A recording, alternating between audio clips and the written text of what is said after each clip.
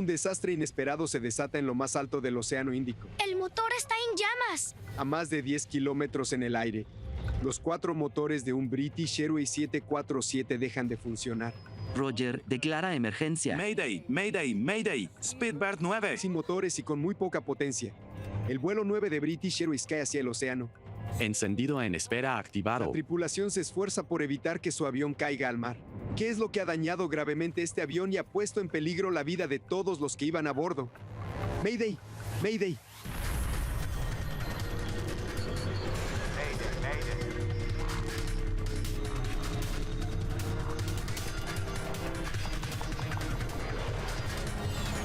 Mayday, catástrofes aéreas. La siguiente historia es real y está basada en informes oficiales y declaraciones de testigos. 24 de junio de 1982. El vuelo 9 de British Airways surca el cielo sobre Indonesia. En unas pocas horas el avión y las 263 personas que están a bordo tienen previsto aterrizar en Perth, Australia.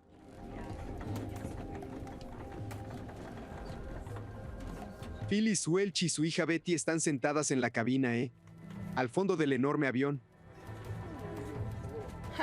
¿Cómo va la heroína de tu libro? Pasándola mal en Mansfield Park. A mí sí que me gustaría vivir ahí. A mí también. Ya iremos, mamá. Habíamos cruzado 2 zonas horarias. Estábamos cansadas. Habíamos volado por Bombay y Kuala Lumpur. Casi no habíamos podido dormir y era una noche tan oscura que no se veía nada. Unos asientos adelante de Betty y Phyllis, Charles Capewell regresa a casa a Perth, Australia, con sus 2 hijos, Chas y Steven. Cálmense, chicos. Es hora de dormir. Vuelve a tu asiento. ¡No! ¿Qué? ¿Quieres dormir aquí? Está bien.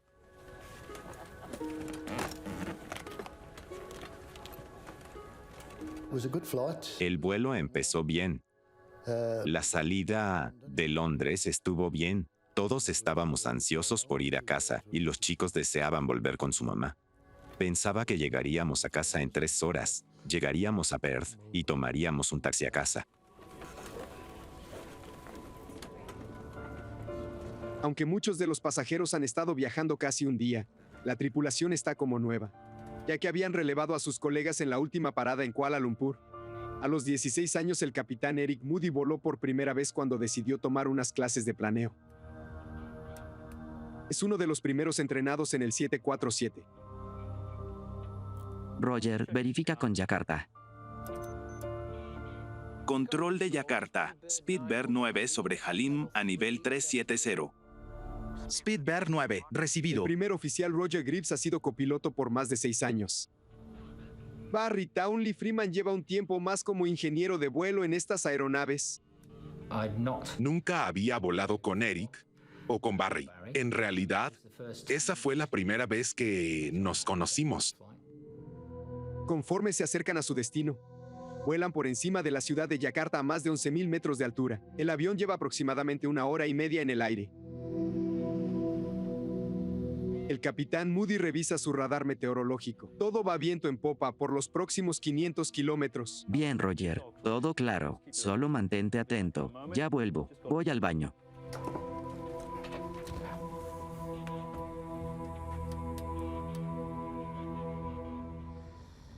Y en la cabina muchos de los pasajeros ya se han dormido. Mientras Charles Capewell y sus hijos duermen, una extraña neblina empieza a aparecer sobre sus cabezas. En 1982 es legal fumar en aviones de pasajeros, pero para los azafatos el humo se ve más denso de lo normal. Hay mucho humo en la cabina. Comienzan a preocuparse de que un pequeño incendio pudiera estar ardiendo en alguna parte. Quizás alguien esté en el baño. Busquémoslo. Un incendio a 11,000 metros de altura puede ser un panorama aterrador. Si hay un incendio, la tripulación debe localizarlo ya.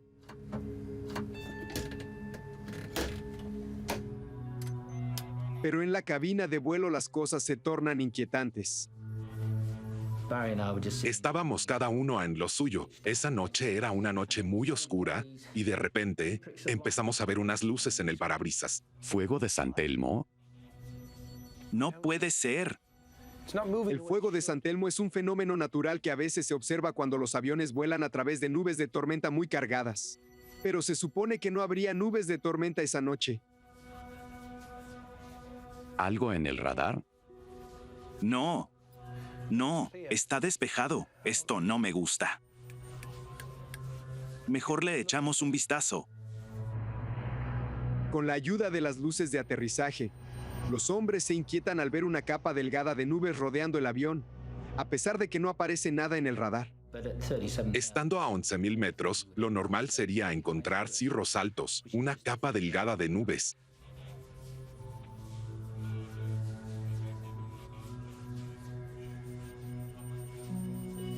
Llamemos al capitán.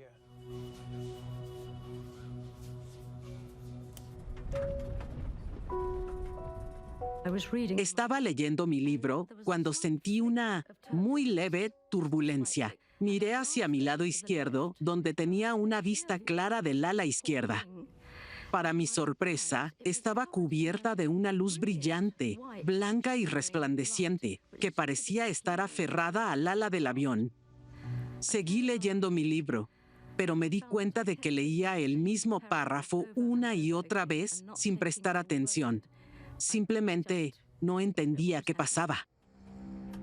El humo empieza a espesarse en la cabina, y los azafatos no han podido descifrar de dónde proviene. Si hay un incendio, no lo pueden encontrar. Ve a ver que los pasajeros estén cómodos.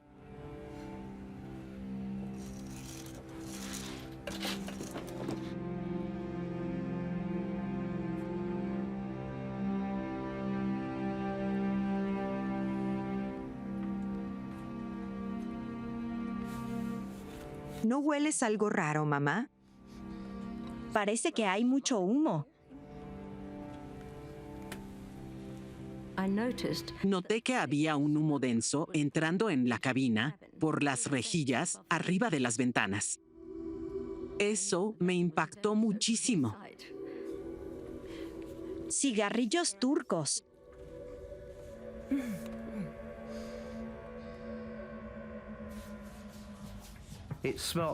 Se sentía un olor eléctrico sulfúrico y fui a la cabina del piloto con la esperanza de oír que había humo eléctrico en alguna parte. Nada más lejos de la realidad. ¿Cuándo comenzó? Justo después de que saliste. ¿Algo en el radar? No, despejado, ni una nube. Dios mío, miren el motor 4. Está prendido fuego. Capitán, eche un vistazo al número 1. Es igual de mi lado. La tripulación nunca había visto algo como eso. Pero el espectáculo de luces es solo el comienzo. Este extraño vuelo está a punto de dar un giro aterradoramente inesperado.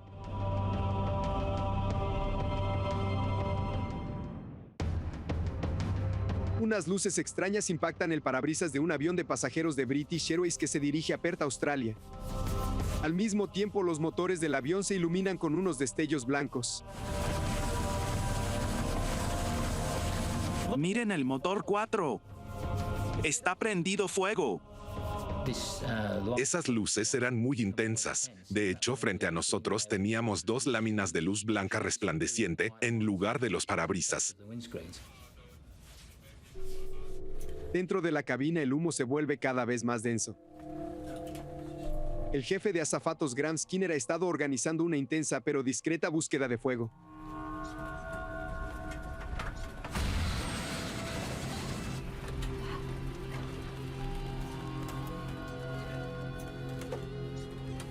¿Qué es todo ese humo? Hacía mucho calor debido al humo. Estábamos totalmente empapados de sudor. Se sentía un sabor acre al fondo de la garganta, que te subía por la nariz y los ojos. Te lloraban los ojos y sentías la necesidad de frotarte. Era una situación muy desagradable.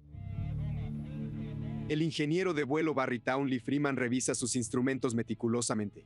Puede sentir el humo, pero hasta ahora no tiene indicios de que haya un incendio en ninguno de los sistemas del avión. No encuentro nada. Con un misterio ya ante ellos, de repente enfrentan una nueva y aterradora situación.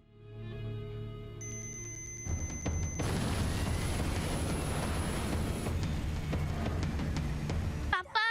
¡El motor está en llamas!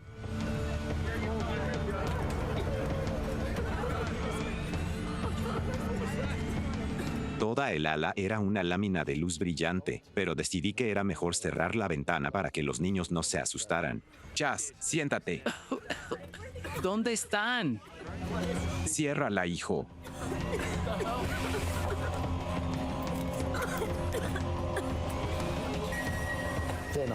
Me di cuenta de que algo andaba mal. Había enormes llamaradas de 6 metros o incluso 12 metros de largo. Podía verlas salir disparadas de la parte trasera de todos los motores. Y pensé, ¿acaso entrará desde el exterior del avión? ¿Terminará entrando a la cabina? ¿Vamos a morir quemados o nos vamos a morir ahogados por el humo? ¿Qué va a pasar? ¿Qué lo está provocando? ¿Qué van a hacer al respecto? Mientras el fuego se apodera de los 4 motores, uno de ellos se acelera y de repente se apaga. Fallo de motor, número 4. Fuego de motor, número 4. Verificar potencia y equipo. Activados. Palanca de empuje. Cerrada. Palanca de aceleración. Desactivada.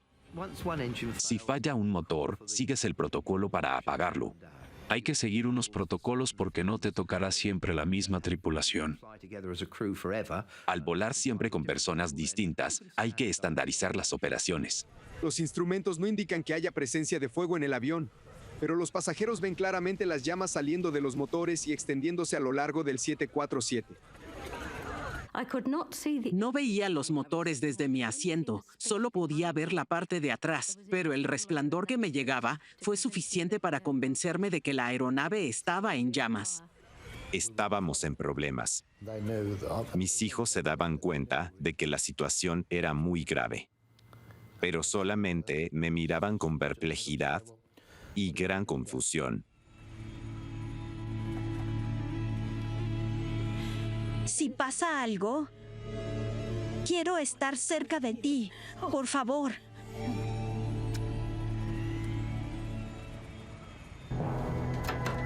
Los tripulantes de cabina empiezan a guardar todo lo suelto. No quieren platos ni botellas volando por los aires y el avión empieza a descender.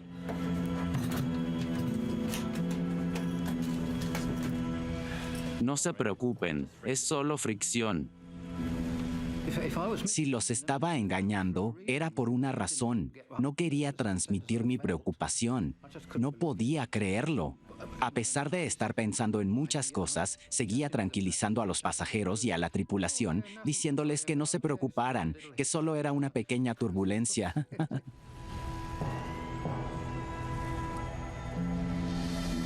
El 747 está a más de 10 kilómetros sobre el océano. Sus motores están prendidos fuego y un humo peculiar sigue llenando la cabina. De repente, sin previo aviso, ocurre lo impensable. El motor 2 no funciona. De acuerdo, inicia el proceso de apagado. Espera. No puede ser. Nos fallan los 4 motores.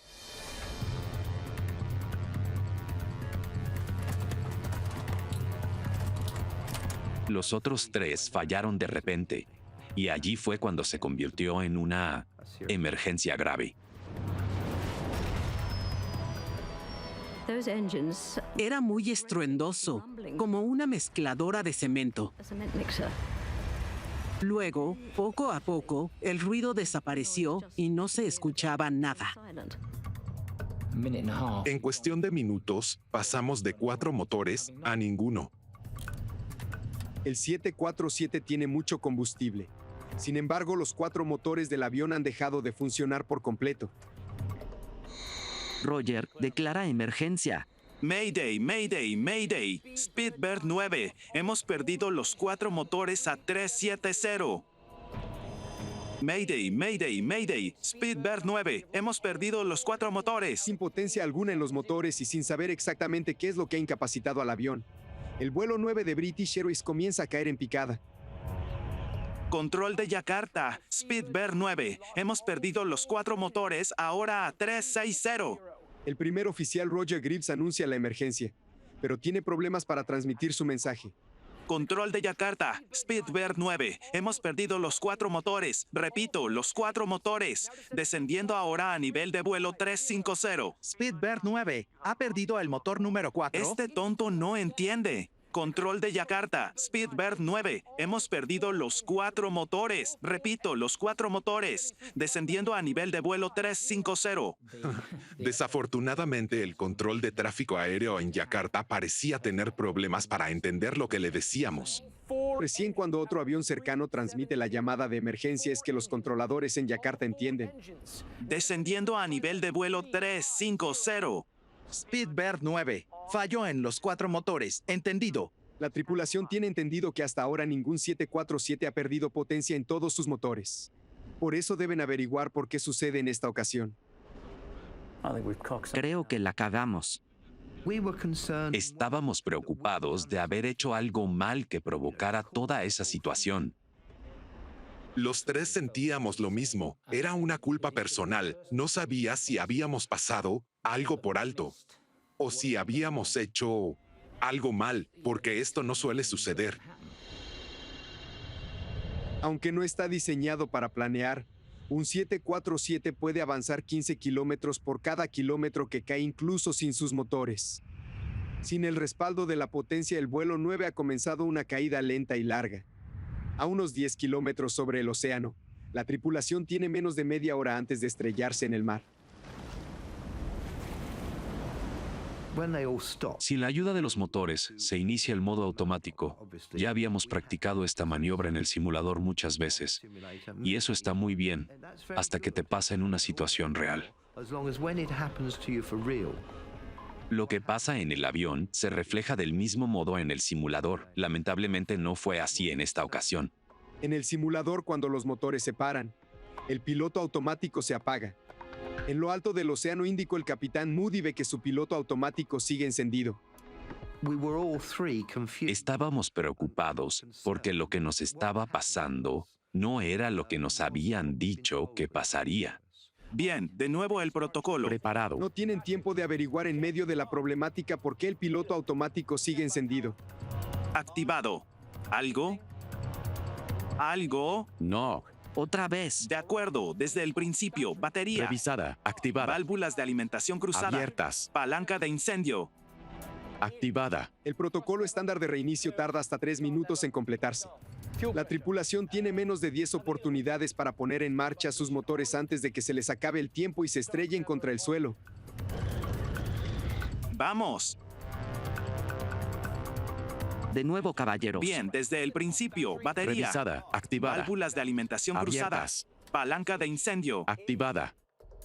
Estando a 10.000 metros de altura, el capitán Eric Moody decide regresar el avión al aeropuerto más cercano cerca de Yakarta, Halim. Pero incluso eso está demasiado lejos y no logra poner en marcha algunos de los motores. Yakarta, Speedbird 9, volviendo a Halim, a 300. Speedbird 9, el radar no los ve. Código Alfa 7700. El control aéreo les pide que transmitan la señal de emergencia del transpondedor. Yakarta, Speedbird 9, ya transmitimos código 7700. Ahora la tripulación vuelve a un aeropuerto que no puede encontrarlos en el radar. Sin el rugir de los motores, la cabina está en absoluto silencio. Algunos pasajeros sienten que el avión empieza a descender, pero sin el aviso del piloto, solo pueden suponer. El silencio era increíble. No se escuchaba absolutamente nada. Era espeluznante. Era surrealista, porque era como si estuviera suspendido en el espacio o algo así. Solo podíamos sentir el silencio y los sollozos de algunas personas que estaban muy angustiadas.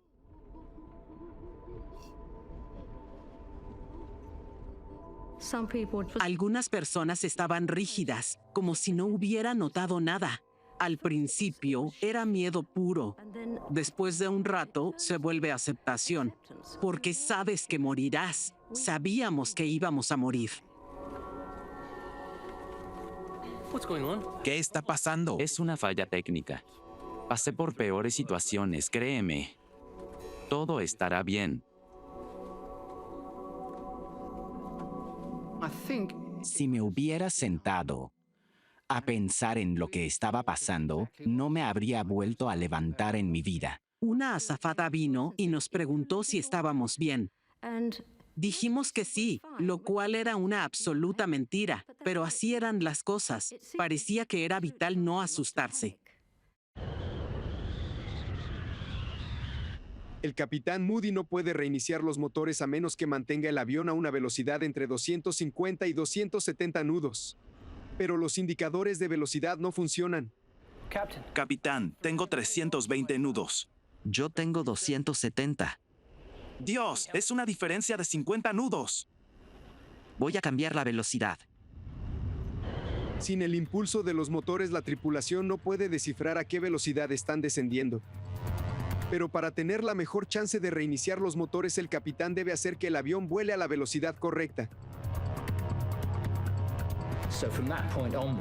Eric modificó la velocidad en un rango de casi 100 nudos, con la esperanza de alcanzar la velocidad correcta en algún momento y de, a su vez, poder inyectar combustible en los motores. Para cambiar la velocidad, el capitán apaga el piloto automático. Decide levantar lentamente la nariz del avión para reducir la velocidad y luego la baja para aumentarla otra vez. El movimiento turbulento hace que aumente el pánico entre los pasajeros.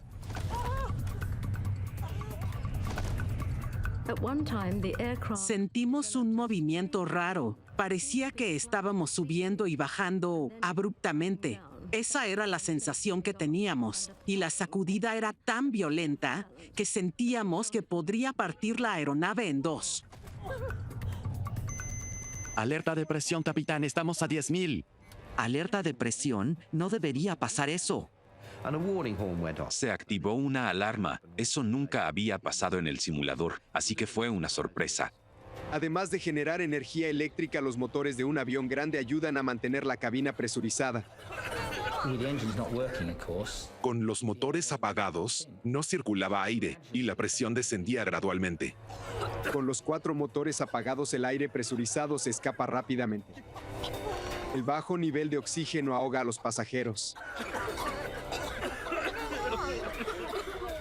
La tripulación se pone sus máscaras de oxígeno. Pero la máscara del primer oficial Greaves no funciona. Hubiera sido bueno evitarme el problema de la máscara. Estaba guardada arriba de mí. Y cuando tironeé de la máscara hacia abajo, el tubo que tenía se salió. El capitán debe tomar una decisión muy difícil. Si continúa descendiendo lentamente, será cada vez más difícil poder respirar para el primer oficial Greaves. Si lográbamos bajar rápido a 6,000 metros, podríamos quitarnos las máscaras, hablar y volver a ser una tripulación. Nos vimos obligados a aumentar el rango de descenso para bajar de altitud más rápido, lo cual en otras circunstancias no habríamos elegido hacer. Descendí el nivel y perdimos 2,000 metros en 1 minuto. La pérdida de presurización de la cabina y el descenso abrupto tienen otra consecuencia aterradora. Las máscaras se dispararon y quedaron colgando. Stephen tenía su máscara. A Chaz se le desprendió la suya, así que se la coloqué y me aseguré de que recibiera oxígeno. He visto algunas películas sobre aviones, y cuando eso sucede, sabes que estás en graves problemas. ¡Quédate conmigo! Listo. Respira normal, mamá.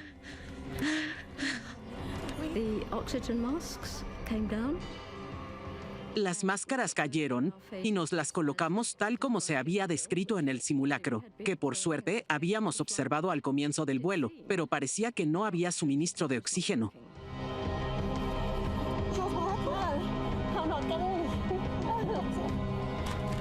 Los azafatos intentan usar el sistema de megafonía para explicar lo que está pasando, pero lamentablemente no funciona.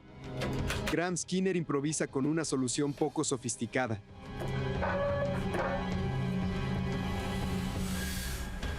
¿Me escuchan?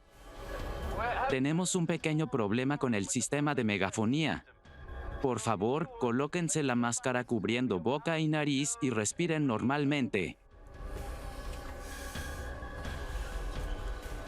Los pasajeros tienen dificultades para colocarse la máscara y el capitán piensa en sus opciones.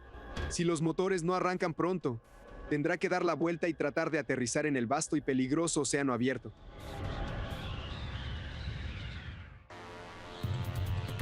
En lo alto del Océano Índico ocurre algo que es supuestamente imposible.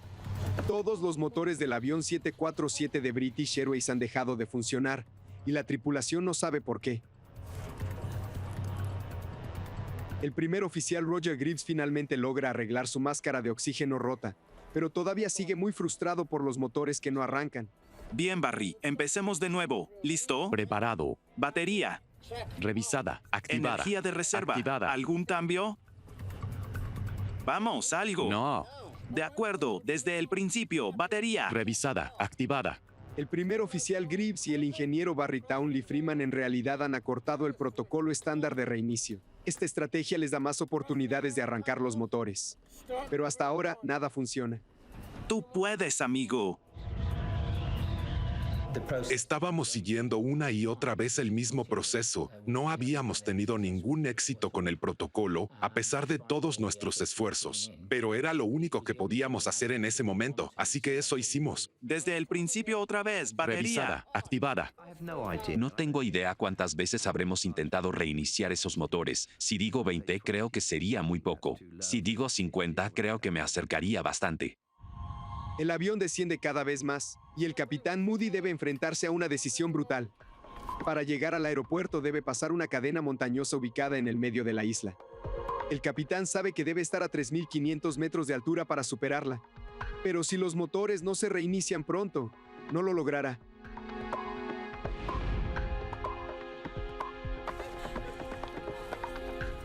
A este ritmo se estrellará en cuestión de minutos. Solo queda saber dónde pasará.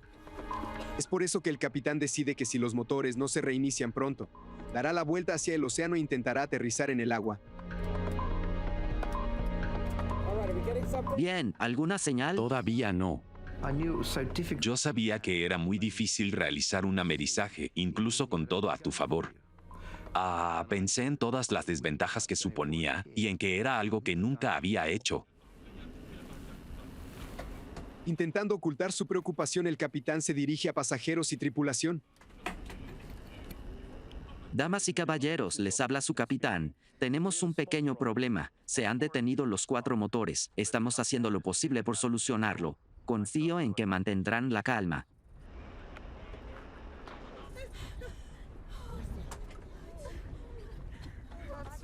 La mayoría de los pasajeros espera lo peor.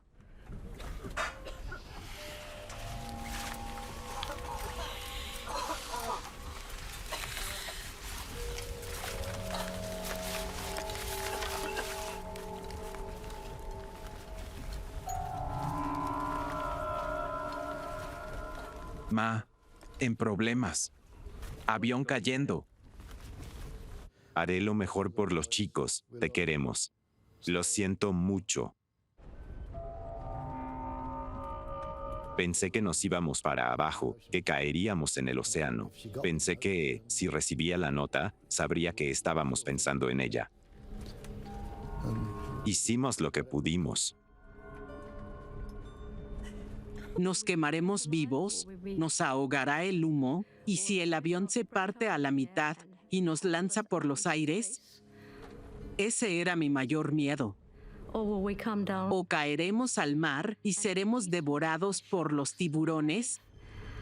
Y si chocamos contra una montaña, mejor que suceda pronto, así terminamos con todo esto. ¿Y bien? Nada, no arrancan. De acuerdo, desde el principio. Batería. Revisada. Activada. Energía de reserva. Activada. Finalmente, el capitán Moody debe decidir si seguir y probablemente chocar contra las montañas, o dar la vuelta y hacer un amerizaje. ¡No sé nadar! Yo tampoco sabía nadar, así que era mi fin. Solo esperaba que tal vez alguno de los pasajeros pudiera ayudar a mis hijos a mantenerse a flote. ¿Algo? No. De acuerdo, desde el principio, batería. Contábamos con pocas chances de arrancar los motores antes de tener que volver. Sin ellos, no habríamos podido superar las montañas en la costa sur de Java.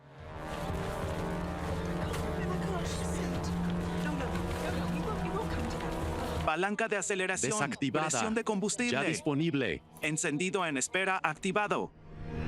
Pero tan pronto como había dejado de funcionar, el cuarto motor vuelve a la vida. Motor 4, operativo. De repente se sintió como si alguien le hubiera dado un golpe al planeta desde abajo. Y me di cuenta de que podría haber sido uno de los motores. ¡Boom! Dios mío, mira. El ruido de arranque del motor de Rolls-Royce es como de un gruñido. Fue maravilloso escucharlo. El 747 puede volar con un motor, pero el capitán sabe que solo un motor no le dará suficiente potencia para pasar las montañas. Era un panorama más alentador. Ahora teníamos una buena oportunidad. Los tres habríamos arrastrado esa aeronave por toda la isla de Java si hubiera sido necesario. Conforme el avión sigue descendiendo y pasa los 4.000 metros, otro motor tose y vuelve a la vida. Motor 3, operativo. Le siguen rápidamente los otros dos. No lo puedo creer. Motores 1 y 2, ambos operativos también. De casi una catástrofe asegurada. Ahora el avión cuenta con toda la potencia. Dios mío, mamá. Entendí que volveríamos a salvo a un aeropuerto. Eso era todo lo que queríamos, aterrizar y ser parte de los vivos otra vez. Porque ahí arriba era igual que estar muertos. Yakarta Speedbird 9. Volvemos al ruedo. Los 4 motores operativos. Esta vez los controladores locales entienden perfectamente el mensaje. Los 4 motores operativos otra vez. Confirmado. Continúen a Halim. Afirmativo. Afirmativo. Queríamos aterrizar lo más rápido posible. Damas y caballeros, les habla su capitán. Parece ser que lo peor ya pasó y hemos logrado poner en marcha todos los motores.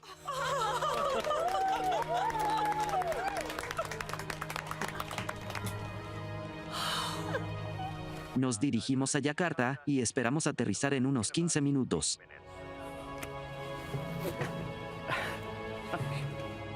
El capitán Moody levanta vuelo y pone bastante distancia entre el avión y las montañas de abajo. Pero al hacerlo, las luces extrañas que había visto cuando empezó la crisis reaparecen.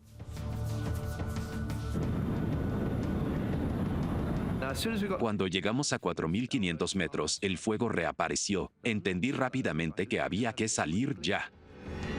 Pero antes de que pueda descender mucho, el avión vuelve a sufrir otro percance. Motor 2 tiene aumento de presión.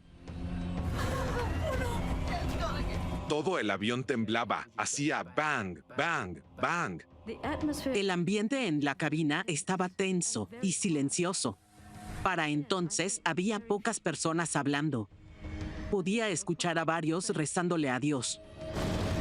Los motores petardean con fuerza y el capitán debe tomar otra decisión fatídica.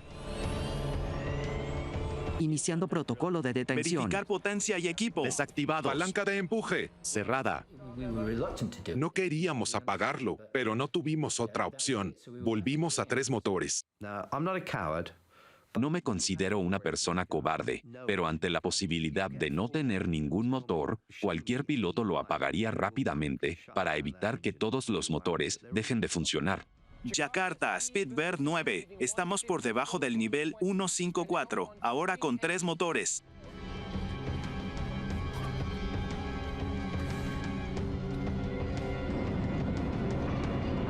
A medida que el avión se acerca al aeropuerto, el primer oficial cree que el parabrisas está cubierto de una humedad que dificulta la visión. And I said to Eric, it's a bit misty out there. Le comenté a Eric sobre la neblina. Encendimos los ventiladores, que son como los desempañadores del auto, pero no resultó. También usé los limpiaparabrisas y tampoco funcionó. Por alguna razón el vidrio estaba bastante dañado. Miré el borde de mi parabrisas y vi que estaba más despejado en una franja de aproximadamente 5 centímetros en el lado izquierdo, pero no veía casi nada hacia el frente. Se volvía más y más opaco cuanto más nos acercábamos a las luces. La tripulación recibe una última sorpresa desagradable. El equipo en tierra que les ayuda a descender en el ángulo adecuado no está funcionando. Yakarta ATC, nuestra trayectoria de descenso está inoperativa. El localizador que te indica la línea central de la pista estaba funcionando, pero la trayectoria de descenso, que te da el perfil real para descender, no lo estaba. Después de todos los problemas que han pasado, ahora la tripulación tiene que aterrizar su avión manualmente. Eric guiaba el localizador y yo indicaba la distancia y la altitud a la que él debía posicionarse. 90 metros, capitán. Luego pudo ajustar a ciegas el rango de descenso siguiendo mis indicaciones. ¡60 metros! 45 metros, capitán. 30 metros. 15 metros. 9 metros. ¡Dios mío!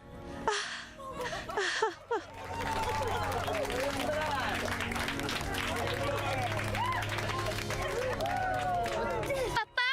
¡Aterrizamos! Reversa.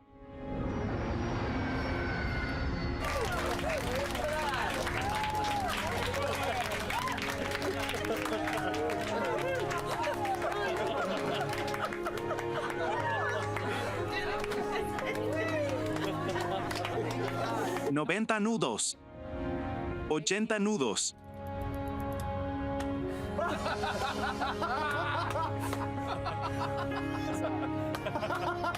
Estamos abajo. Qué bien me vendría un refresco.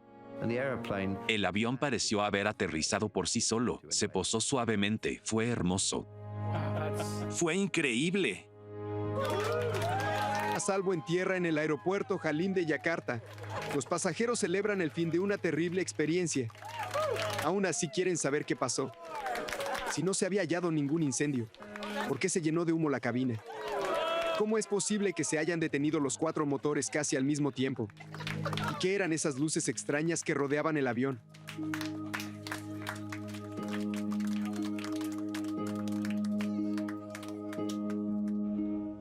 En la cabina la tripulación está aliviada, pero también preocupada de que puedan tener la culpa. Lo primero que hicimos, tras estacionar el avión y apagarlo todo, fue revisar todos los papeles. Queríamos ver si había algo ahí que nos hubiera dado un indicio de algún fenómeno que pudiese haber sido la causa de lo que nos pasó. Revisemos todo lo que hicimos. Los daños en el 747 son importantes. Desde afuera la tripulación advirtió que el parabrisas estaba profundamente rayado. Ven el metal desnudo en lugar de la pintura que se había removido de alguna manera. La tripulación entonces se pregunta por qué pasó todo eso.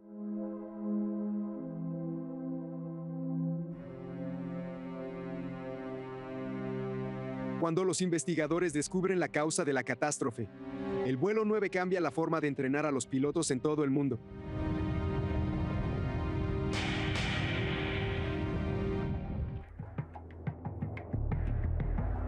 Durante un tranquilo vuelo a Australia, los 4 motores de un British Airways 747 dejaron de funcionar de repente.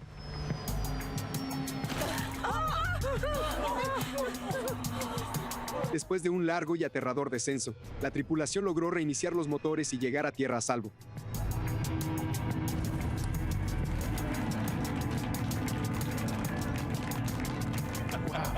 Fue increíble. Después de una noche en Yakarta casi sin poder dormir, Regresan al aeropuerto Halim para inspeccionar el avión. Queríamos ver el avión de día. Había perdido su lustre y algunas partes estaban como pulidas. Además, las calcomanías se habían caído y la pintura se había salido. Realmente había poco que ver hasta que desmontaron el soporte del motor. El fabricante de los motores era Rolls-Royce. Su investigación fue dirigida por el exingeniero Malcolm Grayborn. Se retiraron 3 de los motores en Yakarta. Luego los regresaron en una aeronave de carga al aeropuerto Londres Heathrow para luego transportarlos a Gales del Sur, donde desarmaron cada una de sus piezas. Allí fue donde participé. Grayborn quedó atónito con lo que vio. Gran parte del motor estaba muy rayado y restregado. Enviamos los motores a análisis forense, registramos todo mediante análisis fotográfico y también hicimos muchos análisis de laboratorio. Grayborn descubrió que los motores estaban llenos de polvo fino, pedazos de roca y arena. Cuando estudiaron de cerca los restos revelaron que claramente se trataba de ceniza volcánica. Días después de esa aterradora experiencia, los pasajeros y la tripulación se enteraron de que la noche del vuelo se había producido una gran erupción en el volcán del Monte Galunggung, situado a 160 kilómetros al sureste de Yakarta.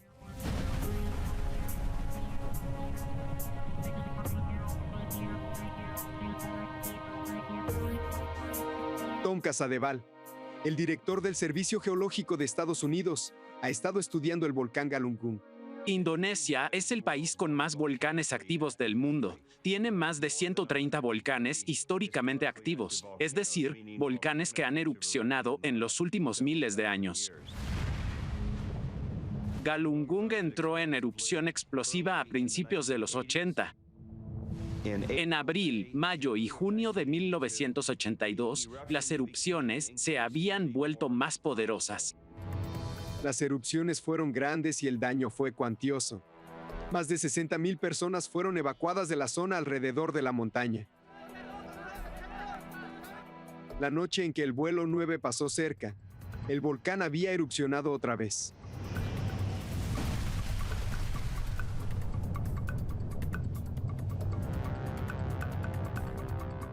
Esa noche la nube de ceniza se había elevado a más de 15,000 metros y los vientos la empujaron hacia el suroeste, directamente en el camino del vuelo 9 de British Airways. Nunca antes una nube volcánica había afectado gravemente a un avión. ¿Acaso es posible que la ceniza haya dañado la aeronave? Roger, declara emergencia. Mayday, Mayday, Mayday. Speedbird 9, hemos perdido los 4 motores. A diferencia de la ceniza de una chimenea o de un incendio forestal, este material no es para nada suave. Son partículas sólidas de roca y minerales finamente pulverizados.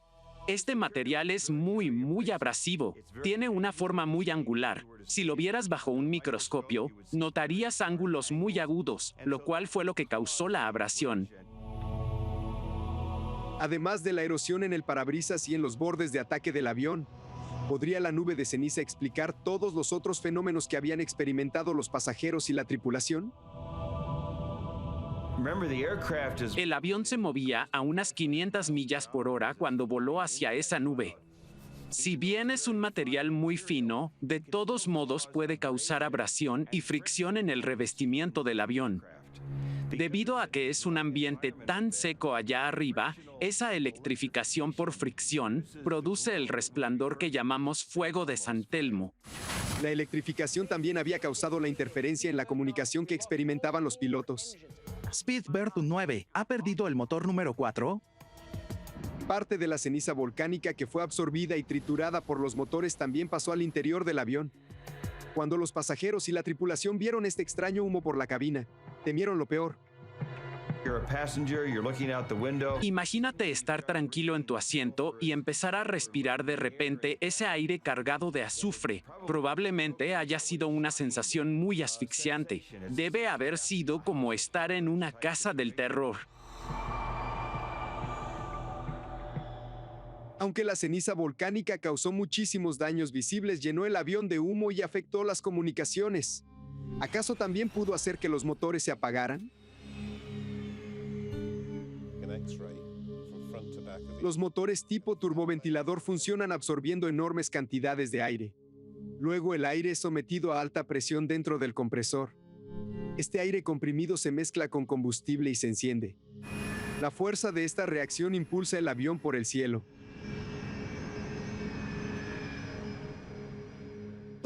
La temperatura en la cámara de combustión donde fluía la ceniza es de unos 2000 grados centígrados. Y la ceniza volcánica se funde a unos 1300 o 1400 grados. Pero cuando la ceniza líquida llegó a lo más profundo en el motor, se enfrió un poco y se convirtió en una pegajosa masa fundida. Se adhirió a las paredes del motor y comenzó a ahogarlo.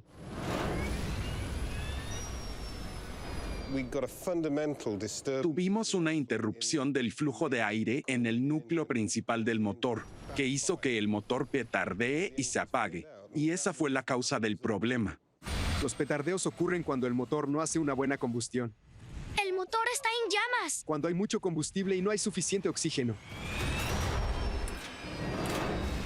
Fallo de motor, número 4. Fuego de motor, número 4. Verificar potencia y equipo. En el vuelo 9 los petardeos fueron la causa de las enormes llamaradas que muchos pasajeros vieron detrás de los motores. Después de lidiar con los efectos asfixiantes de la enorme nube de ceniza, los motores del 747 se apagaron. Lo que Greyborn descubrió después fue que una acción extraordinaria de la química salvó el avión. Los motores habían dejado de funcionar, pero cuando se alejaron de la ceniza volcánica, el material se enfrió, se desprendió y permitió que los motores se reinicien. Cuando se desprendió suficiente cantidad de ceniza fundida, los motores se despejaron y los esfuerzos de Townley Freeman por reiniciarlos dieron fruto. Motor 4, operativo. Hemos incorporado este aprendizaje en la formación de los pilotos. Por ejemplo, los pilotos ahora saben qué señales buscar para saber si están en una nube de ceniza, y esas señales incluyen el olor a azufre y polvo acumulándose en la cabina. O si es de noche, miras afuera y notas la electrificación por fricción o el fuego de San Telmo en los bordes de ataque del avión. Otra lección importante aprendida del vuelo 9 es que las nubes de ceniza volcánica no aparecen en el radar meteorológico normal que refleja agua. Como esas nubes están secas, son casi invisibles para el radar. Ese conocimiento ha mejorado la comunicación entre los geólogos que estudian los volcanes y las aerolíneas internacionales que vuelan sobre ellos.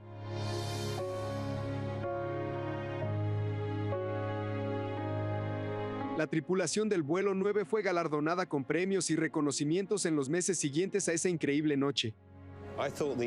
La destreza aérea que demostró esa tripulación fue fantástica. La manera en que lograron guiar la aeronave a un aterrizaje seguro después de haber pasado por circunstancias tan extremas. Fue increíble cómo lograron recuperar el avión, absolutamente brillante. Para los pasajeros del vuelo 9, esa caída aterradora tuvo un impacto duradero. Betty Tuttle quedó tan impactada por los eventos de esa noche que escribió un libro sobre la experiencia. Ese fue un evento único en la historia de la aviación y me pareció absolutamente vital dejarlo registrado. Me preguntaba quién se encargaría. Pero ni bien ese pensamiento se me cruzó por la mente, decidí que yo lo haría. Tuttle también terminaría casándose con un hombre que conoció en el vuelo, James Ferguson. Charles Capewell y sus 2 hijos pequeños llegaron a casa 2 días después de aterrizar en Yakarta. 25 años después, tanto Chas como Stephen aún viven en Perth. Simplemente no era nuestro momento. Desde entonces veo la vida de otra manera. Si ha llegado tu hora, no se puede hacer nada. Solo puedes esperar, así que eso hicimos y lo logramos. No mucho tiempo después de ese vuelo fatídico, el capitán Eric Moody creó el Club de Planeo Galunggung. Toda la tripulación y todos los pasajeros fueron admitidos automáticamente en ese grupo exclusivo. Los sobrevivientes del vuelo 9 de British Airways se mantienen en contacto hasta el día de hoy.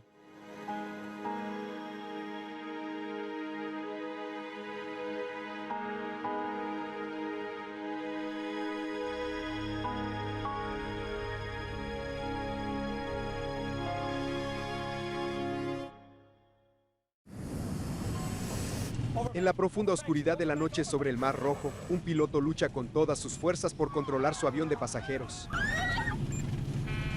Reduce la potencia, reduce la potencia. Pero el avión parece tener vida propia en este momento. ¡No! ¡Dios mío! ¡Le pasa algo al avión! Escuché un grito, un ruido, y eso fue todo.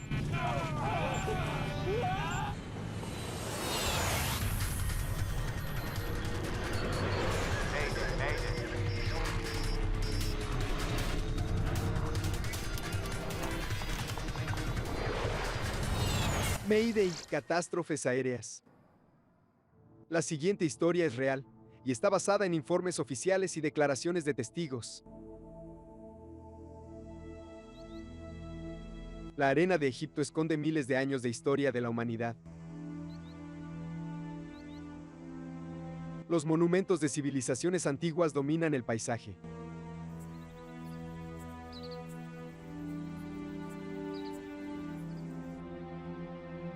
Para los europeos que adoran tomar el sol, Egipto también es un destino turístico, donde la arena más importante de todas se encuentra en la playa.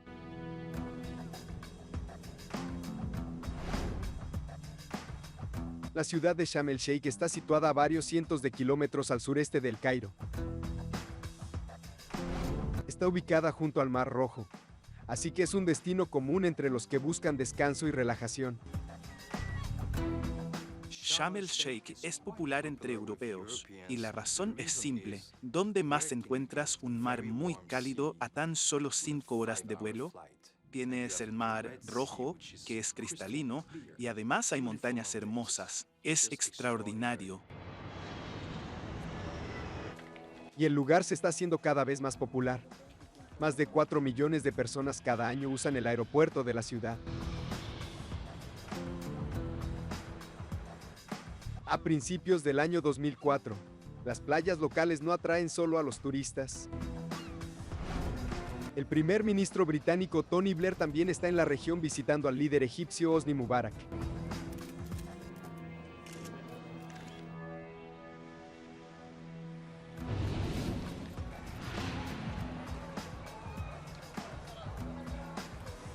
Poco después de las 2 de la madrugada del 3 de enero, muchos turistas aún están disfrutando de la ciudad.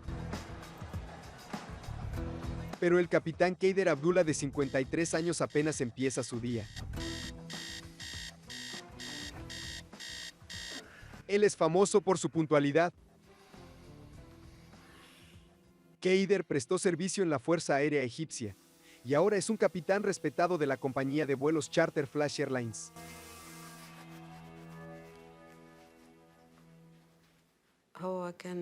Le gustaba empacar su maleta él mismo. No me dejaba hacerlo. Siempre me decía, prefiero hacerlo yo mismo para asegurarme de no olvidar nada. Él tenía muy claras sus preferencias y lo que llevaba consigo.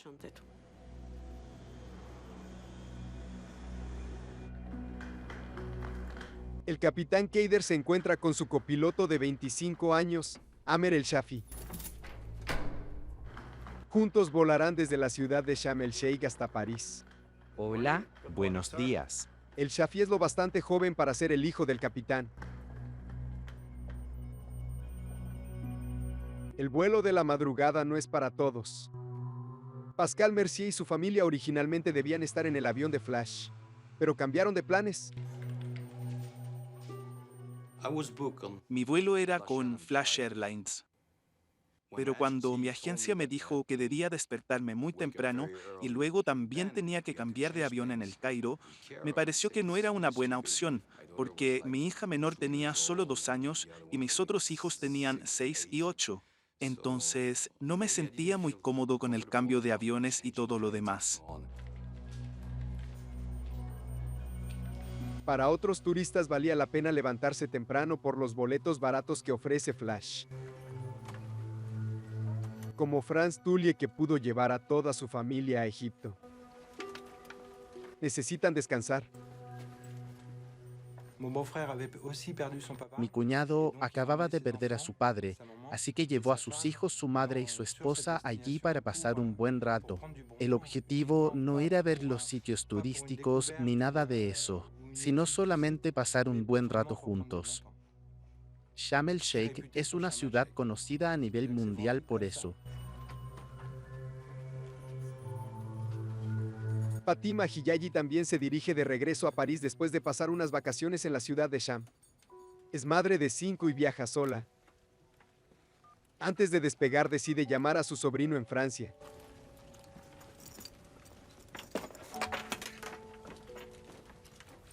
Hola. Estaba dormido cuando llamó. Y en realidad no quería hablar con ella. Porque solía llamar por cualquier motivo. Necesitaba que la calmaran. Aunque tenía un vuelo de 5 o 6 horas, ella quería confirmar que yo la recogería en el aeropuerto. En total son 148 los pasajeros y tripulantes que están a bordo del avión hacia París. Son las 5 de la mañana. Y el tercer miembro de la tripulación en la cabina de vuelo es Ashraf Abdelhamid. Está entrenando como copiloto, aunque ha volado aviones a reacción corporativos durante años. Temperatura 12, punto de rocío 01. Ningún miembro de la tripulación está contento con la mala calidad de la información del controlador aéreo local. Dijo que hay nubes y cielo despejado. Imposible, son opuestos. ¿Y el techo máximo? Sin techo y cielo despejado. Tal vez sean dispersas. Puede ser eso. Buenos días. Al capitán también le molesta que uno de sus instrumentos no funciona. Aunque el ingeniero reconoce el problema, decide no arreglarlo porque no es grave. Es eléctrico. Posteriormente los hombres se ríen a costa del copiloto. Aterrizó bruscamente porque lo llamó su mamá.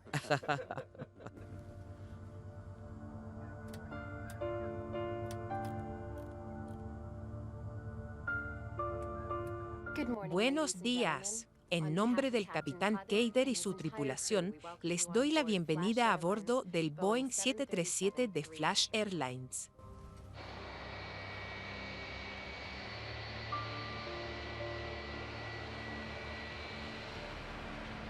Todavía faltan varias horas para el amanecer cuando el avión despega. El vuelo de Flash Airlines sobrevolará el Mar Rojo al salir del aeropuerto y luego girará hacia la ciudad del Cairo.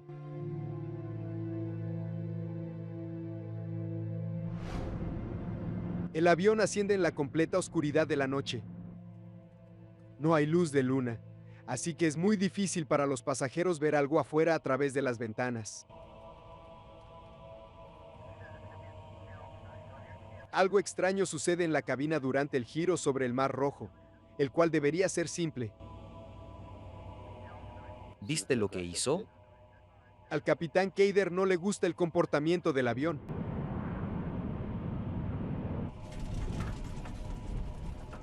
Giramos a la derecha. ¿Qué? Giramos a la derecha. ¿A la derecha? ¿Cómo así? El avión debería girar a la izquierda mientras se dirige hacia el Cairo, pero ahora está girando en la dirección opuesta. Bien, vamos. El capitán intenta volver a poner el avión en el curso correcto, pero la situación se pone cada vez peor.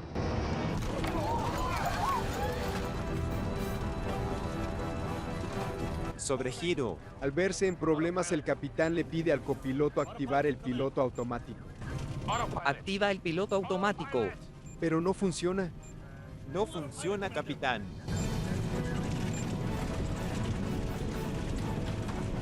El 737 ahora se encuentra volando casi completamente de lado. ¡Le pasa algo al avión! El avión empieza a ganar velocidad a medida que cae en espiral al Mar Rojo. Pocos minutos después del despegue, el avión está fuera de control. La aeronave está cayendo en picada hacia el agua a más de 700 kilómetros por hora. Todos los que están a bordo se están quedando sin tiempo.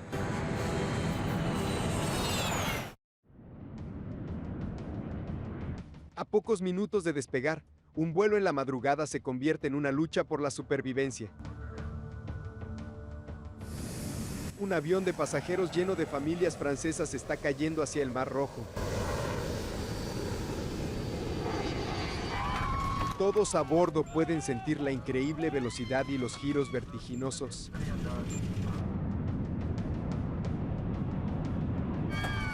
Las enormes fuerzas G que están experimentando hacen que sea difícil para el capitán Kader Abdullah controlar el avión. El tercer miembro de la tripulación, Ashraf Abdelhamid, le dice al capitán que reduzca la velocidad. Reduce la potencia, reduce la potencia. El avión está viajando a una velocidad tan rápida que está a punto de desintegrarse. Después de estar volando casi completamente al revés, la tripulación por fin está recuperando el control del avión. ¿Qué rayos pasa? ¡Dios!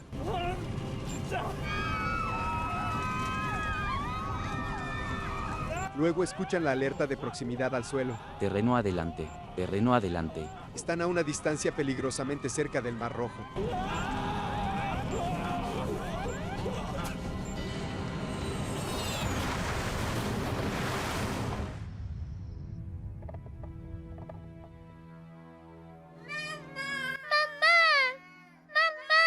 Pascal Mercier y su familia se hospedan en un hotel frente a la playa.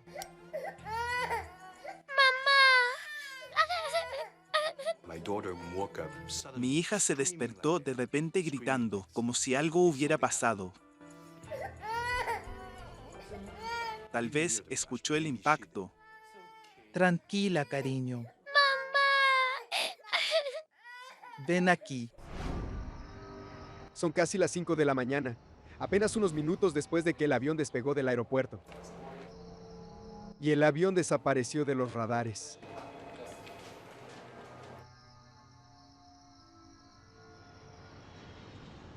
Al amanecer encuentran el lugar donde impactó el avión y los restos, pero los rescatistas no pueden hacer mucho.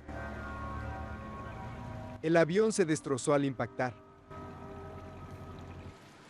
Encuentran en el lugar una postal que dice: "Creo que esta tarjeta llegará después de mí". Hay restos del avión flotando en la superficie, pero la mayor parte de la aeronave se hundió. No hay sobrevivientes. Las 148 personas que estaban a bordo del avión están muertas. El vuelo 604 debía aterrizar en el aeropuerto Charles de Gaulle en París por la mañana.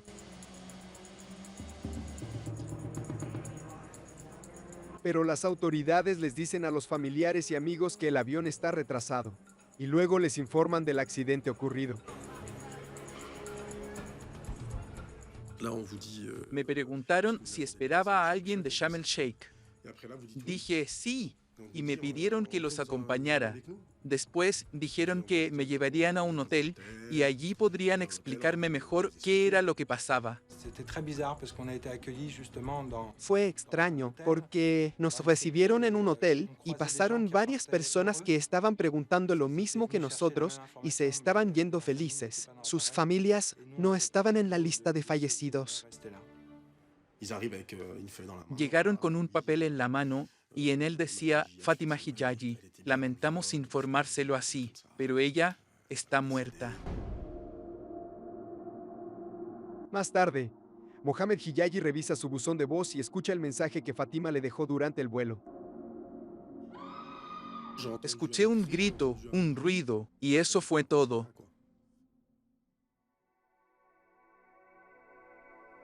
La esposa del capitán Kader se entera del accidente por su hijo.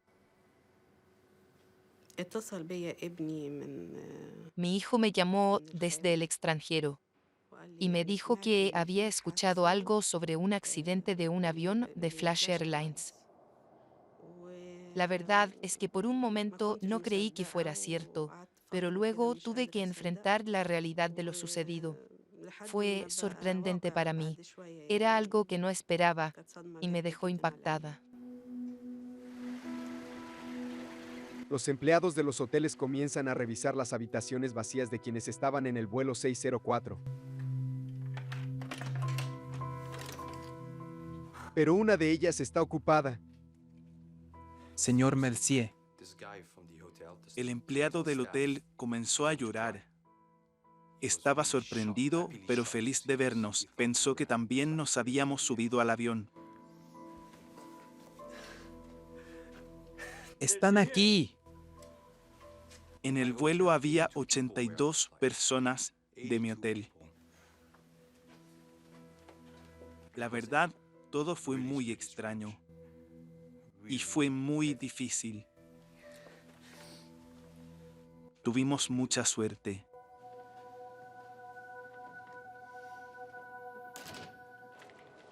No hubo llamada de socorro desde el avión, ni ningún aviso al control de tráfico aéreo que indicara que algo estaba mal.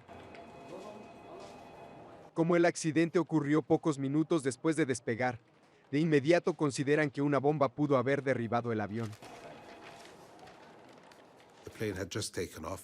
Nos parecía muy extraño que el accidente hubiese ocurrido poco después del despegue. Los investigadores examinan la trayectoria del vuelo y descubren que el avión había pasado por encima de la ciudad donde el líder egipcio Hosni Mubarak tiene una casa de vacaciones. Y también cerca de la casa donde el primer ministro británico Tony Blair y su familia se estaban quedando. Se suponía que Blair y su familia debían volar del mismo aeropuerto ese día, así que refuerzan la seguridad del primer ministro al instante. 2 días después del accidente, las autoridades reciben una llamada. Terroristas de Yemen aseguran ser los responsables del accidente. Dicen que se trata de una protesta en contra de una ley francesa que prohíbe el uso del hijab en las escuelas públicas del país.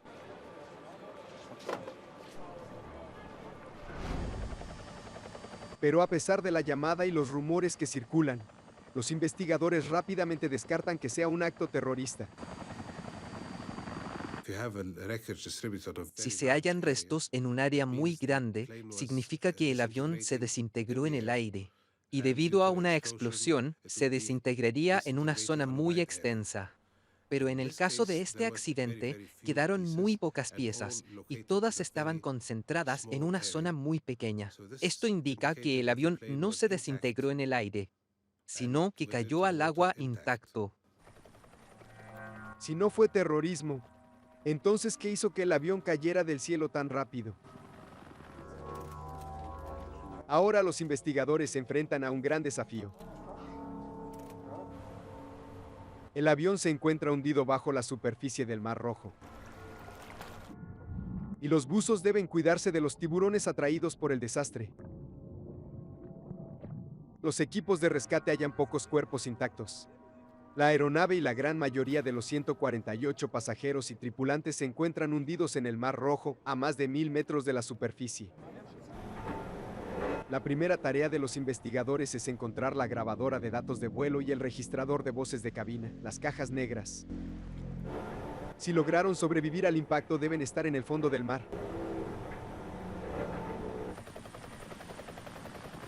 Pero nunca se ha hecho un mapa de esta parte del Mar Rojo. Como hay tantos turistas franceses involucrados, el gobierno francés ofrece su ayuda. Los franceses ayudaron de inmediato enviando un barco especial que estaba equipado con robots para realizar la búsqueda en el fondo del mar. Pero los restos están muy profundos. El submarino del barco francés no puede soportar la enorme presión que hay en el fondo del mar. Los investigadores necesitan desesperadamente otro submarino. Pero el tiempo se está agotando. La caja negra transmite una señal de radio. Sin embargo, la batería solo dura 30 días. Si los investigadores no logran encontrarla en un mes, el misterio del vuelo 604 podría no resolverse nunca. Recuperar las cajas negras antes de que se les acabara la batería y dejaran de transmitir era algo que obviamente preocupaba mucho a todo el equipo. Todos trabajaban 24 horas al día sin descanso para localizarlas y recuperarlas.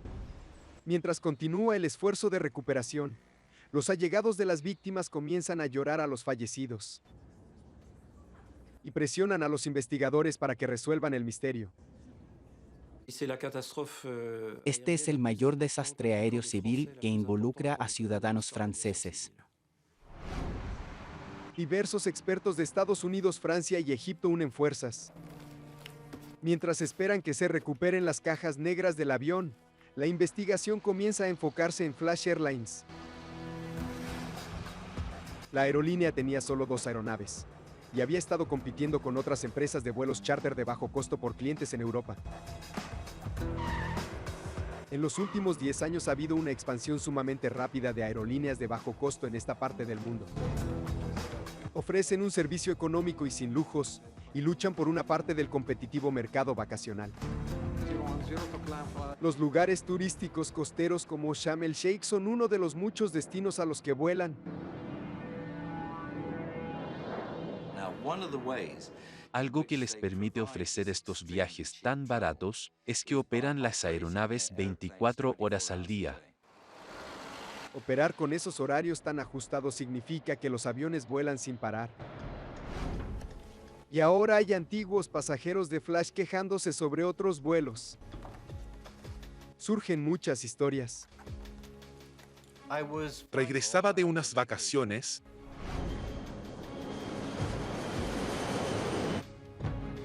Un pasajero recuerda que un año antes del trágico accidente, mientras volaba de Sharm el Sheikh a Bolonia, vio llamas saliendo de un avión de Flash Airlines en el que se encontraba.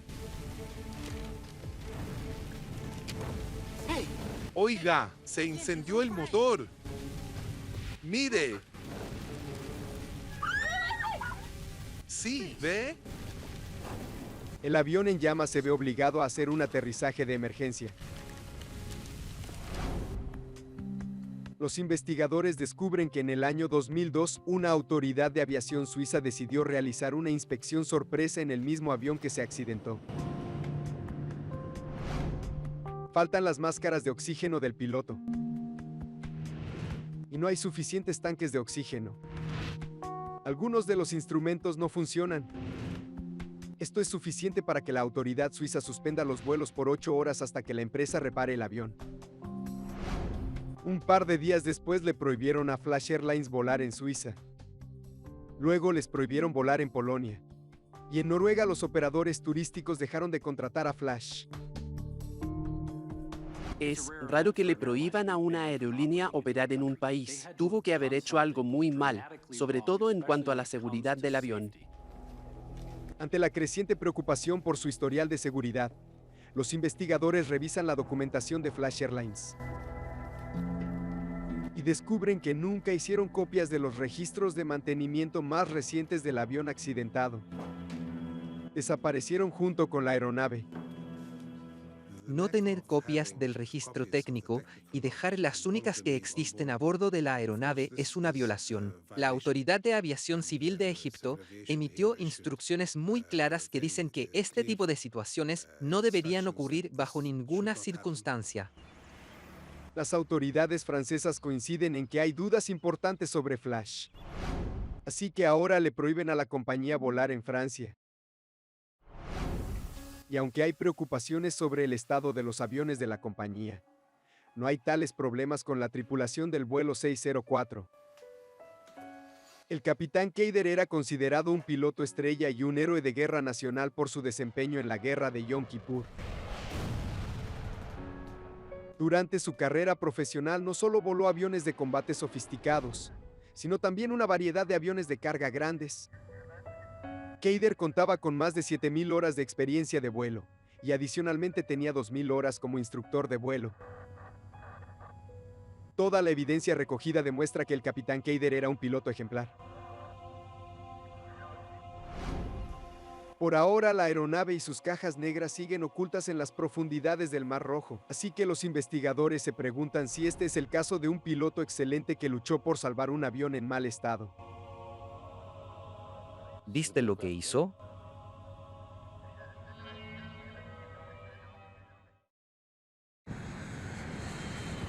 En una noche oscura de enero sin luna, un avión 737 de Flash Airlines se precipitó en espiral hacia el Mar Rojo. Las 148 personas que estaban a bordo murieron. Los investigadores que intentan averiguar por qué cayó el avión descubrieron un historial de problemas de seguridad en la aerolínea. Pero tratar de demostrar que había algo mal con el avión que se accidentó es difícil. Una gran parte de los restos se hundió profundamente. Y los investigadores no han podido encontrar las cajas negras del avión. Siempre que un avión se accidenta en el agua, una de las preocupaciones de los investigadores es no poder recuperar las cajas negras. Esas dos cajas le dan al investigador un contexto claro, y sin ellas, la investigación podría ser muy difícil. Finalmente, después de varios días de búsqueda hacen un descubrimiento. Un barco de investigación francés detecta las señales que emiten las cajas negras. Un submarino que es operado a distancia desciende a una profundidad de más de 1000 metros.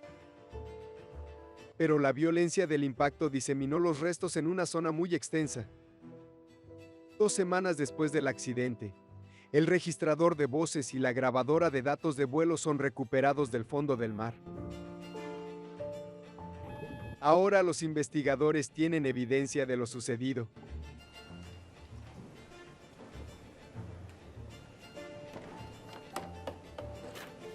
El equipo egipcio, francés y estadounidense examina los dispositivos cruciales en El Cairo. Y la operación de rescate por fin concluye tras hallar las 2 cajas negras. A excepción de algunas piezas pequeñas, el resto del avión está demasiado profundo para recuperarlo. Continuar sería demasiado costoso. Aunque no tienen todos los restos, los investigadores se concentran en lo que recuperaron. Esperan que las cajas negras puedan recrear los últimos minutos del avión siniestrado.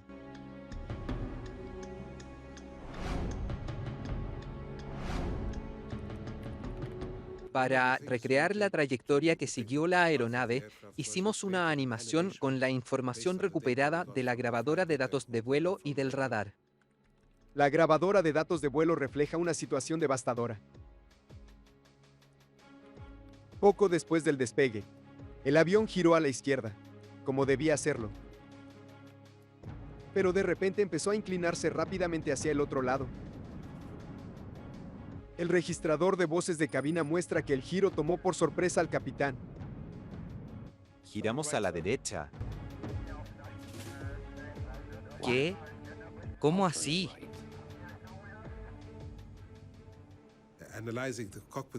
Luego de analizar la grabación del registrador de voces de cabina, encontramos que los pilotos definitivamente notaron una anomalía. Había un problema que no comprendían. Los investigadores revisan los datos de vuelo con el fin de encontrar algo que explique el movimiento extraño del avión. Quizás alguna falla mecánica estaba desviando al avión fuera de curso. De hecho, hay indicios de que había problemas con el avión de Flash Airlines antes de despegar. En la pista, el capitán y el ingeniero estuvieron discutiendo una falla eléctrica. Pero es imposible saber exactamente cuál era el problema solo con el registrador de voces. Es eléctrico.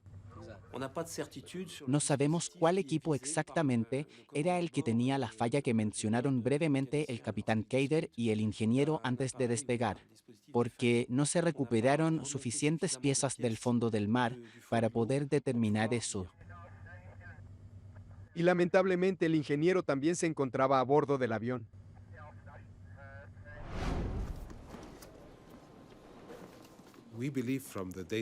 Basados en los datos que revisamos y la grabadora de datos de vuelo, creemos que es muy posible que el avión empezara a girar hacia la derecha por sí solo. ¿Pero qué fue exactamente lo que salió mal? Investigar un accidente minuciosamente puede tomar años. Pero el caso del accidente del vuelo 604 de Flash Airlines presenta retos únicos. Investigar accidentes consume mucho tiempo y recursos, especialmente cuando no se pueden examinar los restos del avión. Así que debes estar muy seguro de los hechos, las condiciones y las circunstancias antes de publicar la información. Los familiares y amigos de las víctimas se sienten cada vez más frustrados. Los meses pasan y exigen respuestas. Nos vimos obligados a protestar frente a la embajada egipcia porque habían pasado 11 meses y no nos habían dicho nada al respecto. Poco después de la protesta, los investigadores egipcios publican un informe al respecto. Contiene toda la información registrada en las cajas negras, pero el informe no llega a ninguna conclusión definitiva sobre por qué se estrelló el avión. Damas y caballeros, buenas noches. Dado que la situación es tan complicada, los investigadores aún no tienen respuestas para lo sucedido. Lo único que pueden hacer es seguir analizando.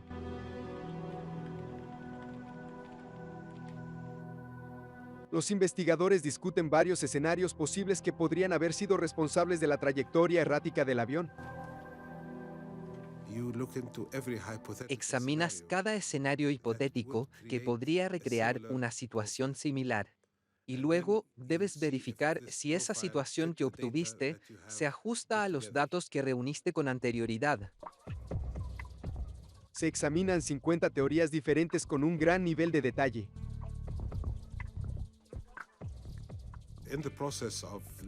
Luego de revisar todos los escenarios hipotéticos posibles, procedimos a eliminar los que no coincidían con los datos que teníamos. Los investigadores viajan a Estados Unidos para probar las ideas que parecían más probables en un simulador sofisticado.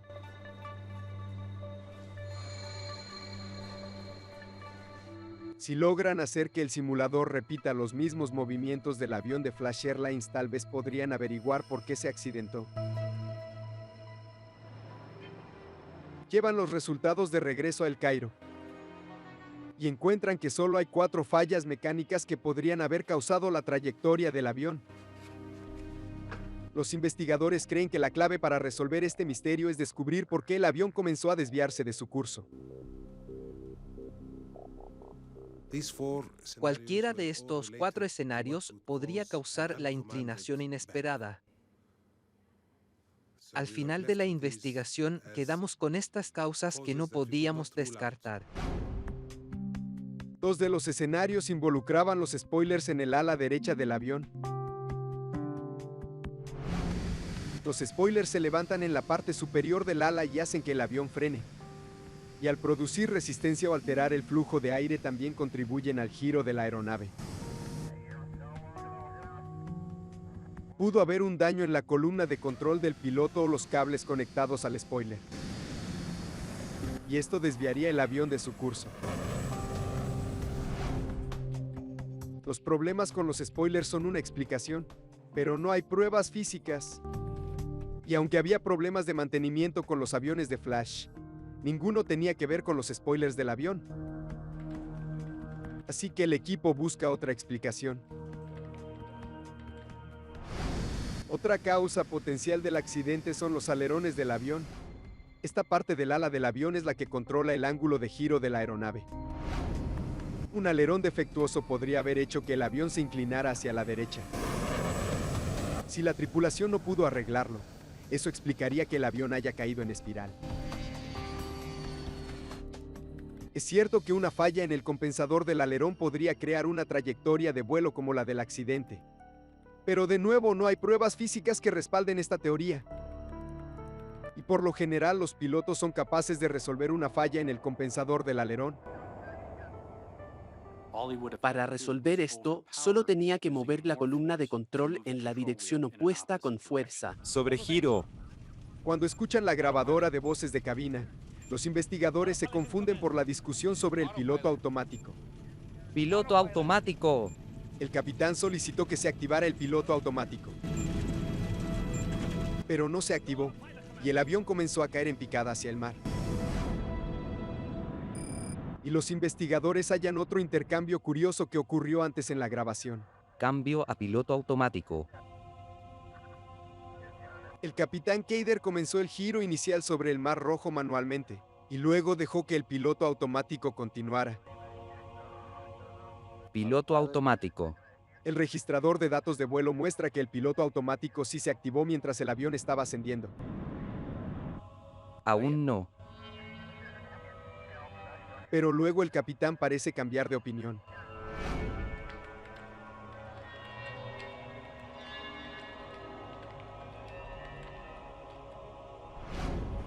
El registrador de datos de vuelo muestra que el piloto automático estuvo activado solo 3 segundos. Pero los investigadores se preguntan si tal vez el piloto automático falló y se quedó al mando del avión. El sistema de piloto automático podría haber seguido controlando el avión y girándolo hacia la derecha, incluso después de que los pilotos pensaron que se había apagado. La falla del piloto automático nos exigió mucho, porque era casi imposible demostrar que no había sucedido, y demostrar que sí había fallado era igual de difícil. Sin embargo, durante la investigación, siempre consideramos que esta falla era una de las causas más probables porque reflejaba de manera clara lo que sucedió. Quizás lo más desconcertante de todo es que sin importar qué le pasó al avión, parecía estar bajo control hasta justo antes de estrellarse. Aparentemente, momentos justo antes del impacto, el capitán estaba de nuevo al mando del avión. Si había algún problema mecánico grave, entonces ¿por qué pareció desaparecer de repente?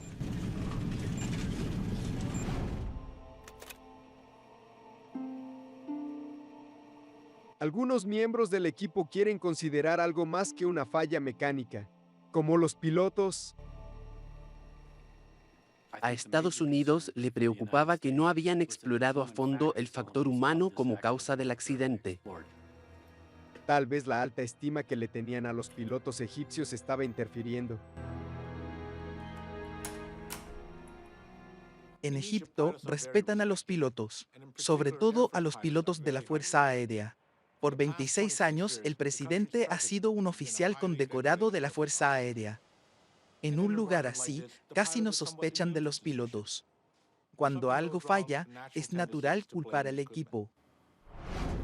Y en este vuelo, el piloto era un héroe de guerra que contaba con miles de horas de experiencia. Los investigadores descubren algo peculiar cuando revisan de nuevo el registrador de datos de vuelo.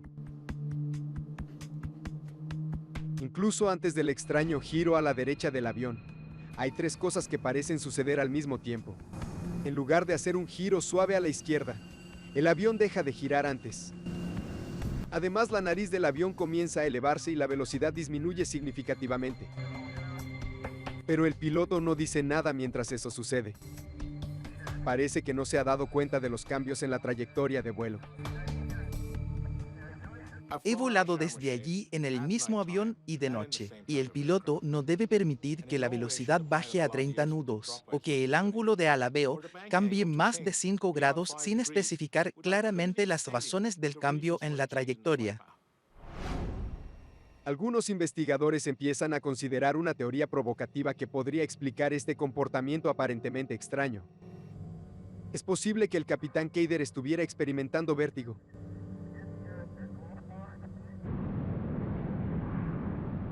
El vértigo es una condición fisiológica que puede afectar a cualquiera. Se relaciona con el oído interno y al estar volando sobre un océano oscuro, sin un horizonte visual definido ni luces en el suelo, el piloto puede no percibir si está volando hacia arriba, hacia abajo, a la izquierda o a la derecha. Y si el líquido en su oído interno se mueve cada que inclina la cabeza, eso podría inducir una sensación fisiológica en la que el piloto creería que el avión está volando recto y nivelado, pero en realidad la aeronave está girando.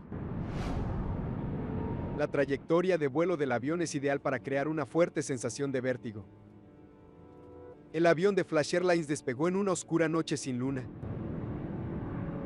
El capitán Kader estaba volando de manera manual y comenzó a girar mientras ascendía.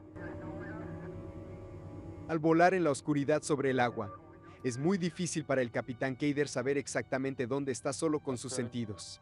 Cuando esté listo, giro a la izquierda para marcar 306, Sham VOR. Es una situación muy exigente, pero un piloto debe estar alerta cuando no hay señales visuales afuera, como en una noche sin luna, en la que vuelas sobre un territorio sin luces. porque como profesional de la aviación que eres, ya deberías saber y ser muy consciente de que en este tipo de situación puedes desorientarte muy fácilmente. Ya se sabe porque ha pasado muchas veces, ha matado a muchos en los últimos 10 años. Cuando el avión debía estar girando hacia la izquierda, la columna de control comenzó a moverse hacia la derecha. Tal vez el capitán estaba haciendo el giro sin siquiera ser consciente de ello.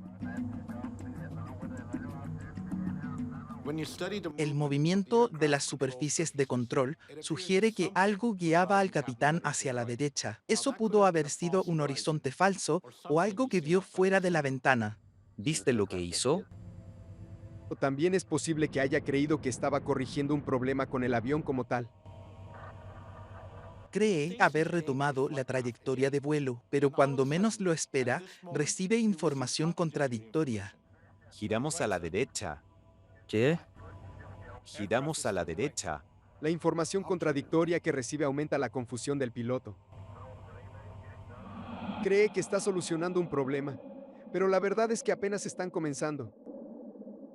En esta situación, estás tratando de volar el avión y entender lo que está pasando en el momento. Además, tu mente trabaja rápido porque tienes ciertas expectativas, pero también tienes al copiloto diciéndote algo diferente.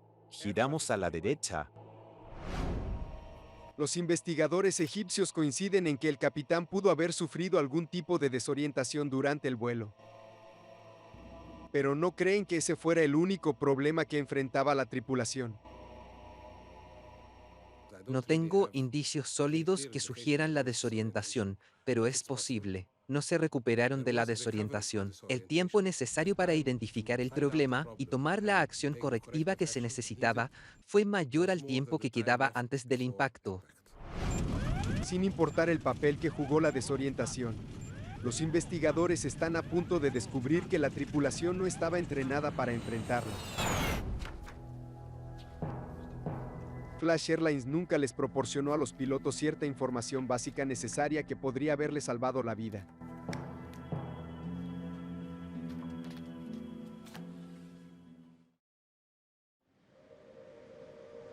Han pasado 2 años desde que un avión charter egipcio se estrelló trágicamente en las aguas del Mar Rojo.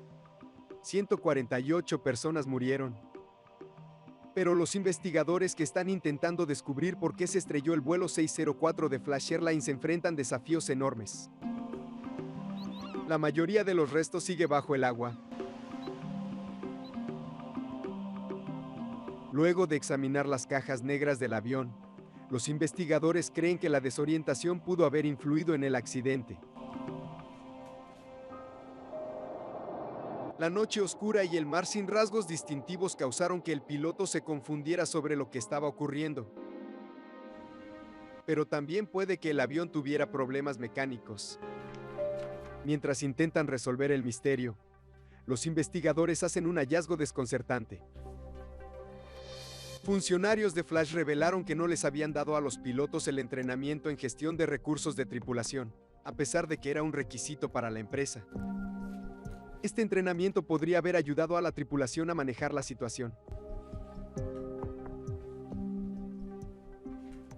En la gestión de recursos de tripulación, se les enseña a los pilotos a trabajar en equipo. Si los pilotos del vuelo de Flash Airlines 604 hubieran recibido este entrenamiento, el resultado podría haber sido muy distinto.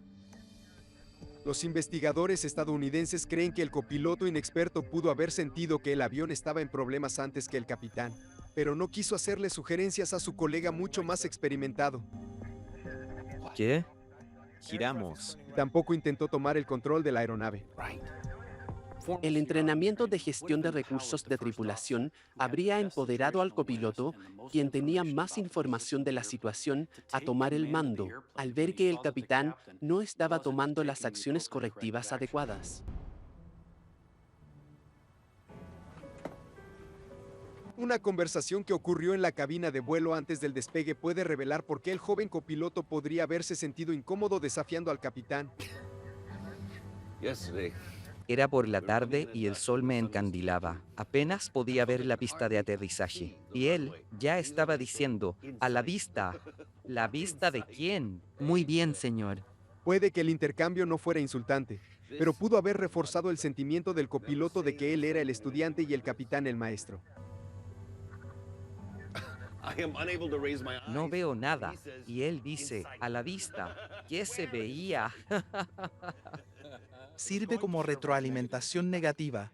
Esto hace que el copiloto novato dude. No quiere equivocarse de nuevo.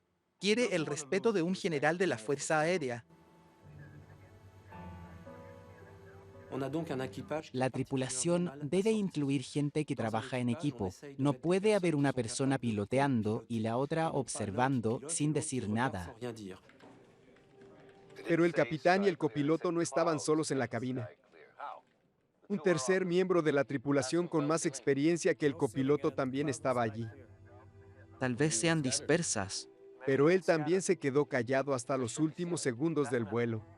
Si no, ¿cómo sabremos que salimos de la nube? Lo escuchamos hablar de manera muy clara y abierta, pero ocurre solo mientras se encienden los motores. Estaba conversando con el copiloto y con el capitán. Entonces tenemos a una persona experimentada que se queda en silencio. Por lo tanto, creemos firmemente que si él hubiese visto a algún miembro de la tripulación haciendo algo indebido, o tal vez omitiendo algo que debería hacer, seguramente habría dicho algo al respecto. ¡Reduce la potencia! Solamente al final de la grabación se escucha que pide reducir la potencia. Es decir, que eso es lo único que vio que debía corregirse. Incluso si el copiloto hubiera tomado el control antes. No hay manera de saber si eso habría salvado el avión. Lo que sea que haya ocurrido en el vuelo 604 sucedió rápido. Como el avión acababa de despegar, la tripulación tuvo muy poco tiempo para reaccionar antes de caer al mar.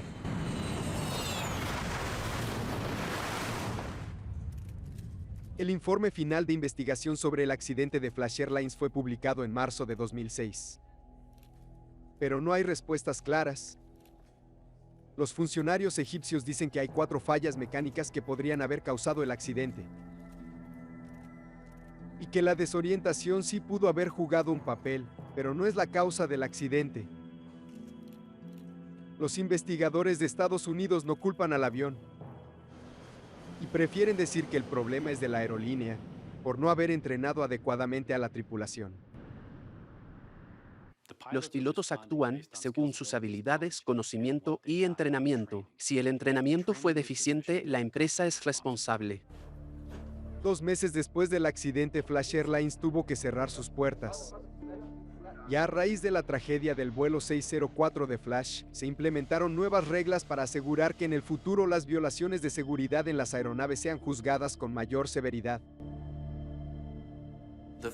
El trágico accidente de Flash Airlines fue el detonante político que generó el impulso final para la creación de una lista negra europea. Ahora, cuando un Estado decide prohibir el funcionamiento de una aerolínea en su territorio por algún motivo, todos los demás miembros de la Unión Europea, de manera automática, se ven obligados a implementar esa prohibición. Sin embargo, la investigación egipcia concluyó con una recomendación importante. Nuestra recomendación es que se implemente algún tipo de programa de entrenamiento para que los pilotos puedan identificar de manera rápida si uno de sus colegas está desorientado. Pero no solo eso, sino que también aprendan qué es lo que deben hacer para mantener un vuelo seguro y estable, y además ayuden al piloto a recuperarse de la desorientación. ¿Acaso un problema mecánico fue la causa principal? Puede que los investigadores nunca lo sepan. Gran parte del avión sigue todavía en el fondo del Mar Rojo, así que los investigadores y los demás afectados por el accidente no podrán resolver sus preguntas.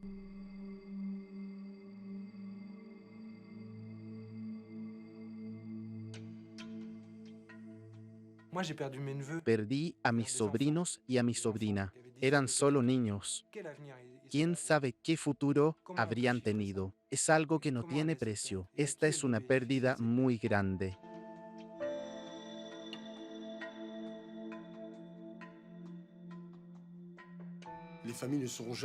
Ni las familias ni yo podremos hacer el duelo, porque nunca sabremos qué pasó.